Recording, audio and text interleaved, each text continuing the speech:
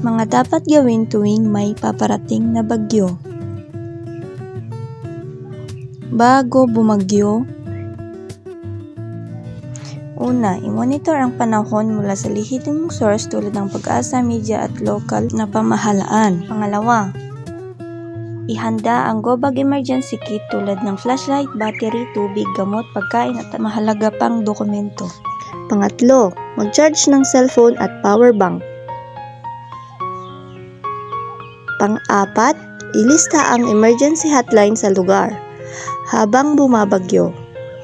Una, lumikas kaagad kung may abiso ang LGU. Pangalawa, kung hindi kinakailangang lumikas, manatili sa loob ng bahay at lumayo sa bintana. Pangatlo, patayin ang main switch kung may baha. Pang-apat, huwag lumusong sa baha lalo na kung malakas ang agos o alon.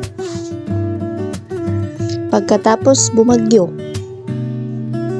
una, suriin ang kondisyon ng bahay lalo na ang mga kuryente. Pangalawa, linisin ang mga paligid at baradong kanal. Pangatlo, huwag lumusong sa baha kung walang sapin sa paa. Pang-apat, i-report ang mga nasirang kalsada at poste ng kuryente.